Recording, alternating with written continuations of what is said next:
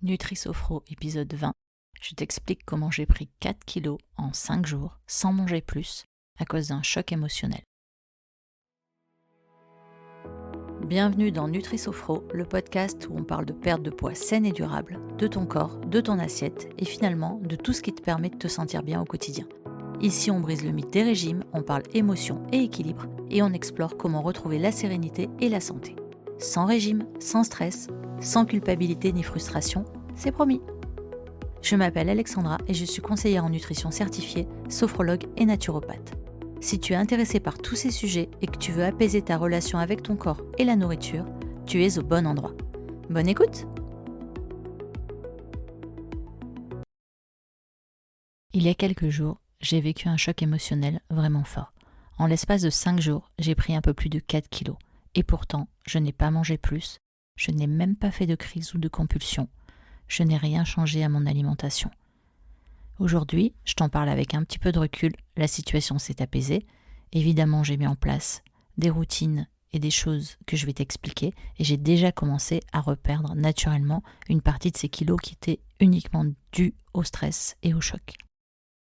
Dans cet épisode, je vais t'expliquer pourquoi ce genre de prise de poids express peut arriver, ce que ça veut dire ou plutôt ce que ça ne veut pas dire sur toi, de toi et comment réagir avec douceur plutôt qu'en contrôlant encore plus, ce qui amènerait à prendre d'autres kilos ou à fixer les kilos que tu viens de prendre. Bon, je vais te raconter vite fait parce que j'ai pas besoin de rentrer dans tous les détails. Pour certains, ça va sembler totalement anodin. Pour moi, c'était vraiment un choc. Cette semaine, la semaine dernière, la Minette avec laquelle on vit depuis un petit peu plus de 11 ans et qui est vraiment un chat-chien qui est tout le temps avec nous, elle est sortie comme tous les jours et elle est sortie comme toutes les nuits pour aller chasser les souris. Et au matin, elle n'est pas rentrée. Elle a disparu pendant un peu plus de 2 jours. Évidemment, j'ai passé 2 jours à pleurer parce que pour moi, si elle n'était pas rentrée, c'est forcément qu'elle était morte, vu qu'elle rentre tout le temps. Et effectivement, si elle n'était pas rentrée, on a eu de la chance, c'est pas parce qu'elle était morte, mais c'est parce qu'elle avait eu un grave accident.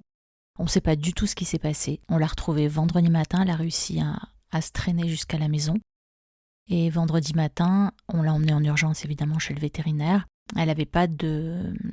elle avait rien physiquement qui montrait un choc ou un accident. Il n'y avait pas de sang, il n'y avait pas de blessure. Mais elle était totalement affaiblie. Elle avait comme si elle était en état d'ébriété ou empoisonnée. A priori, le véto n'a pas trouvé de toxines ou autre. Je suis pas là uniquement pour te parler de mon chat. C'est juste pour t'expliquer le type de choc qui peut entraîner une réaction de ton corps. Parce que moi, en fait, j'ai passé donc 2 jours à la pleurer. Quand je l'ai trouvée, j'ai eu un choc extrême de voir l'état dans lequel elle était. Et ensuite, elle a passé 4 jours chez le véto. En situation, en plus ça tombait évidemment pendant le week-end, donc j'avais peu de nouvelles. Et avec un pronostic vital qui était fortement engagé et qui l'est resté jusqu'au lundi soir. Donc en tout, jeudi, vendredi, samedi, dimanche, lundi, tu vois, ça fait pile 5 jours. Et pendant ces 5 jours, j'ai pris plus de 4 kilos. J'ai gonflé de partout, je faisais de la rétention d'eau, j'avais le visage qui était tout rond, tout gonflé. J'ai pris du ventre aussi, j'étais ballonnée, je n'arrivais même plus à fermer le bouton de mon pantalon pour te dire, tu vois. Et comme je continue à observer ce que je fais pour pouvoir toujours vous guider au mieux, je me suis rendu compte que pourtant, j'avais absolument rien changé à ma façon de m'alimenter. C'était uniquement lié à la peur, au stress, etc. Et si comme avant, en me pesant et en réalisant, parce que j'avais pas besoin de me peser pour voir qu'il y avait un problème, mais je me suis quand même pesée pour avoir une idée factuelle, avant ce que ça aurait déclenché, c'est encore plus de culpabilité, encore plus de colère, parce que c'est pas juste comme situation, et en plus j'avais rien changé à mon alimentation, donc vraiment, tu comprends pas en fait ce qui t'arrive, et tu peux rajouter là-dessus de la colère, de la culpabilisation, et donc des crises alimentaires forcément qui vont se rajouter. Donc bien sûr, avec tout ce que j'ai appris depuis, je ne l'ai pas fait. Mais c'est aussi pour dire que même si je l'avais fait, ça aurait été ok.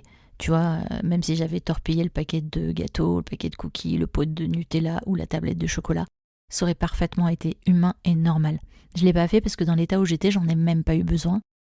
Mais malgré tout, mon corps s'est mis en état d'alerte et mon corps s'est mis à stocker. Donc je vais t'expliquer ce qui s'est passé pour que tu puisses en tenir compte pour toi dans ta vie de tous les jours. Donc tu vois, moi c'était un choc lié, à un animal de compagnie, mais ça pourrait être n'importe quoi, lié à une situation, un accident de la route, lié à un problème au boulot, lié à une accumulation de choses aussi, parce que là c'est un événement extrêmement ponctuel, mais ça pourrait très bien être une accumulation de mauvaises nouvelles, de choses qui se passent dans ta vie, etc. Je t'ai déjà parlé de l'épisode sur le stress et sur le stress chronique, mais là c'était vraiment le déclencheur, un choc. Et on n'y pense pas toujours. Il y a des gens qui, par exemple, face à un choc émotionnel, vont se mettre à ne plus manger du tout et à perdre du poids, ou à manger quand même et à perdre du poids. Moi, en l'occurrence, avec tous les régimes que j'ai fait dans ma vie, etc., tout ce qui est choc et stress, ça a tendance à me faire grossir et c'est le cas de la majorité de mes clients. Quand on te parle de stress ou de choc émotionnel, on imagine que c'est dans la tête. Mais en fait, c'est aussi et surtout dans ton corps. Et ce que j'ai vécu ces derniers jours me l'a rappelé de façon vraiment concrète, c'est pour ça que je vous fais aujourd'hui cet épisode. Donc quand tu subis un choc, une mauvaise nouvelle, une peur intense, une rupture amoureuse, un drame ou juste un trop-plein, ton corps, il se met en alerte rouge. C'est le fameux système nerveux sympathique dont je te parle souvent, qui s'active à fond et qui enclenche le mode survie, celui qui va te préparer par exemple à fuir ou à te battre. Le problème, c'est qu'il se passe plein de choses dans ton corps que tu ne vois pas tout de suite. Le cortisol, dont je t'ai déjà parlé, l'hormone du stress, elle est libérée en grande quantité et plusieurs fois par jour. Et l'un de ses effets, c'est évidemment de favoriser la rétention d'eau et le stockage de gras. Donc tu peux gonfler et même grossir sans rien changer à ton alimentation.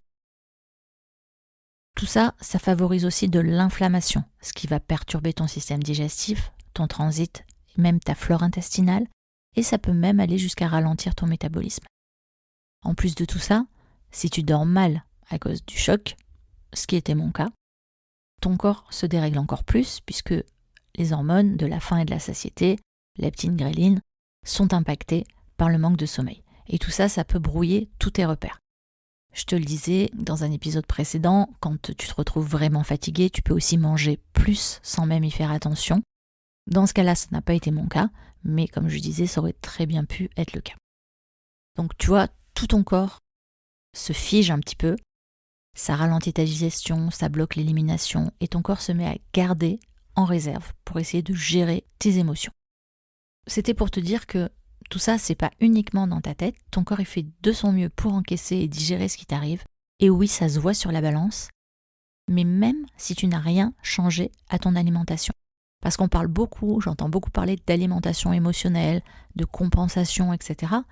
Mais même quand c'est pas le cas, même quand tu manges bien, même quand tu ne changes pas ton alimentation, un stress intense ou chronique et un choc psychologique peuvent entraîner une prise de poids.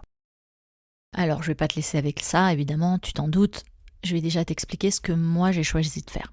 Déjà, ne pas se peser tous les jours. Ça, c'est ce que je te conseille. Là, pour l'exercice, moi, je me suis pesée au bout des 5 jours pour avoir une idée de ce qui se passait dans mon corps, parce que j'ai bien vu que j'avais gonflé de partout, et même mes doigts et mes mains étaient gonflés, pour te dire à quel point je faisais de la rétention d'eau. Depuis, j'ai déjà reperdu un petit kilo, sans rien changer, pareil, juste en réenclenchant les routines dont je vais te parler plus tard. Et je sais que ça va se régulariser, mais je ne me mets pas de la pression, et je vous dis à vous aussi de ne pas vous mettre de pression. Il n'y a pas à culpabiliser, il n'y a pas à compenser, et il n'y a surtout pas à se mettre au régime pour évacuer ces kilos en trop, parce que sinon ça va aller totalement à l'encontre de ce qu'on veut. Avec l'expérience, je sais que ça m'est déjà arrivé par le passé, avant d'avoir les outils que j'ai maintenant, et c'est clair que si ça m'était arrivé avant, j'aurais clairement pu paniquer, me mettre à me restreindre, me relancer dans du contrôle alimentaire, me dire qu'il fallait vite perdre ce poids, que c'était pas possible de rester comme ça. Mais maintenant, avec ce que je sais et ce que j'ai appris, j'ai pas du tout envie de me faire violence. Je suis déjà émotionnellement impactée par ce qui m'est arrivé. Donc il est hors de question de rajouter là-dessus du contrôle et de la culpabilité. Au niveau de l'alimentation, j'ai continué à manger normalement. Ni plus ni moins. Je fais confiance à mon corps. J'essaye d'écouter les signaux. J'ai pas du tout essayé de compenser pour rattraper les kilos que j'avais pris, donc j'ai pas sauté de repas, je me suis pas lancée dans un jeûne, juste j'ai recommencé et j'ai continué à nourrir mon corps avec des aliments simples, rassasiants, qui me font plaisir, en essayant de me reconnecter à mes sensations de faim et de satiété. Le système nerveux et sa régulation, c'était le truc prioritaire. C'est là-dessus que j'ai mis le paquet. Respiration, cohérence cardiaque, soupir, shaking, etc. Je vous en ai déjà parlé sur l'épisode sur le stress. J'ai pris le temps de respirer et de faire redescendre la pression. J'ai aussi utilisé les techniques dont je vous ai déjà parlé, qui sont le chant, le fredonnement, quelques automassages du visage et du cou pour stimuler le nerf vague, notamment le massage derrière les oreilles là, pour faire basculer mon système nerveux en mode repos. Ça m'a aidé à digérer un petit peu ce choc émotionnel. Ça m'a permis de relâcher les tensions dans mon corps et de pouvoir relancer la machine.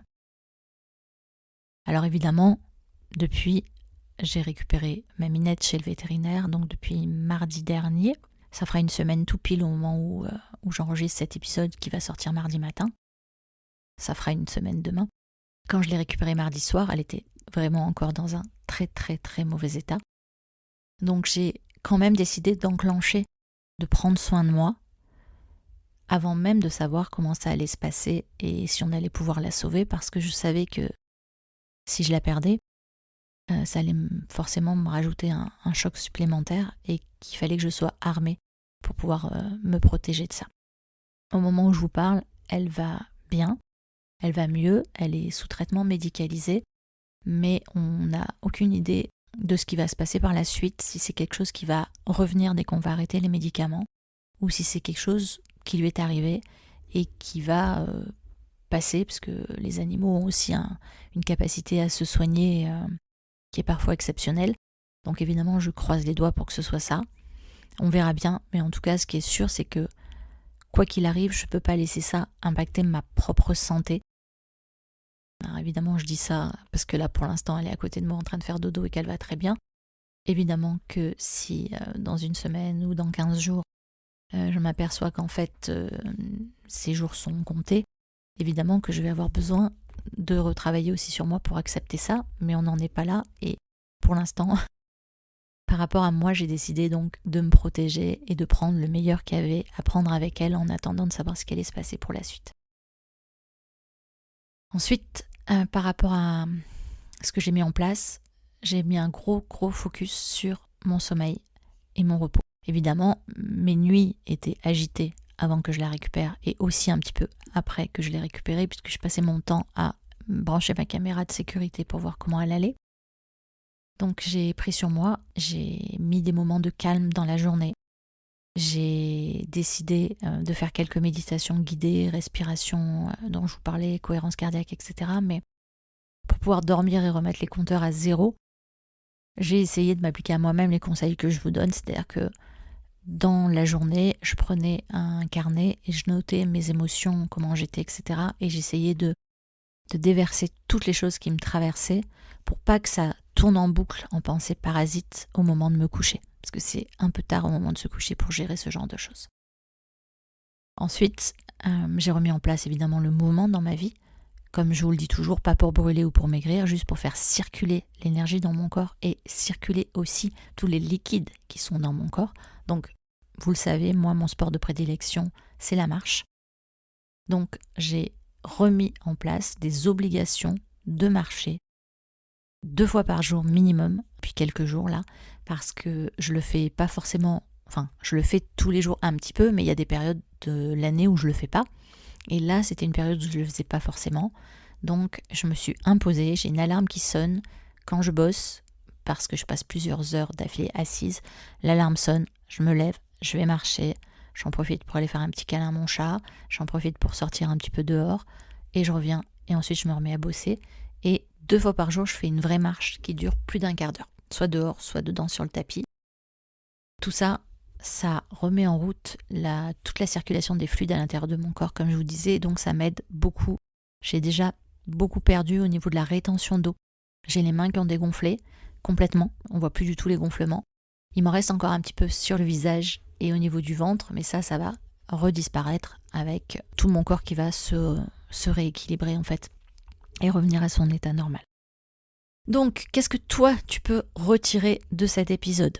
Si ça t'arrive, s'il t'arrive quelque chose dans ta vie, si tu subis un choc psychologique ou quoi, ce qui est important, c'est que tu comprennes que tu n'es pas seul, que c'est pas ton corps qui dérape.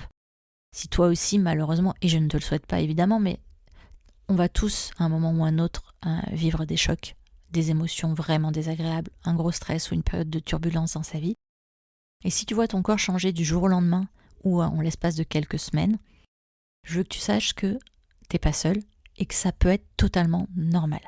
C'est pas ton corps qui te trahit, c'est pas ton corps qui tombe en panne. Il fait ce qu'il peut pour essayer de te protéger. Donc, s'il te plaît, ne rentre pas de nouveau dans la restriction, dans les régimes. Ne te mets pas à calculer, à peser, à te punir, à compenser. C'est vraiment pas le moment.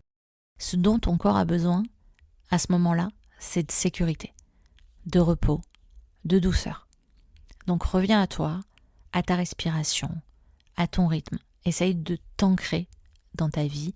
Fais des choses qui te font plaisir. Alors je sais que c'est beaucoup plus facile à dire qu'à faire, suivant évidemment ce qui t'arrive à ce moment-là, et je le conçois totalement. Là, comme je te disais, on parlait d'un animal domestique, mais j'ai une cliente à moi qui a perdu un enfant, et évidemment, on ne se remet pas aussi facilement de ce genre de choses. Ce que je voulais te dire, c'est que peu importe ce qu'il arrive dans ta vie, il y a des moments où tu vas subir des chocs, et ces chocs risquent de te faire prendre ou reprendre du poids, même si tu l'avais perdu. Ce qu'il faut que tu retiennes, c'est que ces kilos, ils sont pas là pour rester, ils sont là pour t'aider à traverser ce moment. C'est comme une empreinte au moment du choc. Et quand le calme va revenir, ces kilos-là, ils vont repartir naturellement. Alors bien sûr, si tu te mets à vivre des crises et des compulsions alimentaires perpétuelles, qu'elles soient liées au choc ou à la compensation, à la frustration, etc., évidemment, ça va être plus difficile parce que ça peut s'installer. Et là, on devra repartir sur une période où on remet tout en route dans ton corps, soit par des accompagnements, soit toute seule si tu l'as déjà traversé. Mais là, on parle vraiment d'une situation ponctuelle. Et ce que je voulais vraiment que tu retiennes, c'est qu'il ne faut pas en rajouter en justement re-rentrant dans la frustration qui elle-même va entraîner des compulsions. On arrive à la fin de cet épisode qui était assez court. Je voulais vraiment te partager tout ça. C'est assez personnel et certaines personnes comprendront parce qu'elles adorent leurs animaux de compagnie et d'autres ne comprendront pas. C'est pas important. Ce qui est important, c'est que moi, ça m'a créé un choc et donc peu importe toi, les chocs que tu subiras dans ta vie, quelle que soit la cause, on passera tous par là à un moment ou à un autre. Beaucoup d'entre vous ont déjà traversé des moments où le poids est apparu ou à l'inverse où il s'est envolé sans explication logique. Par exemple, quand on rencontre un nouvel amoureux ou une nouvelle amoureuse ou des choses comme ça, parfois, la vie est belle, tout va bien et pouf, d'un seul coup on se nourrit d'amour et d'eau fraîche, comme on dit, et là d'un seul coup le corps s'allège en même temps que l'esprit. Donc vraiment, il faut que tu fasses un lien entre ton état global et ton corps. Mais ton corps, ça reste ton allié. Même quand il réagit d'une façon qui te semble étrange et que ta balance commence à faire n'importe quoi, comme je te le disais tout à l'heure, il faut que tu restes douce envers toi-même, que tu nourrisses ton corps et tes besoins, que tu te reposes, que tu respires et que tu prennes soin de toi. Si tu sens que tu as besoin d'aide, ou que tu as besoin d'un accompagnement pour comprendre ton corps ou ta relation à la nourriture, au stress, au poids, tu peux toujours m'écrire. Tu peux aussi prendre un appel découverte.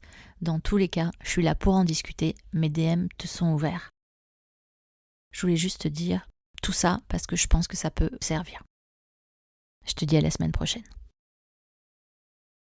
D'ici là, prends soin de toi et n'oublie pas, tu as déjà en toi toutes les ressources pour y arriver. À très vite sur Nutri Sophro.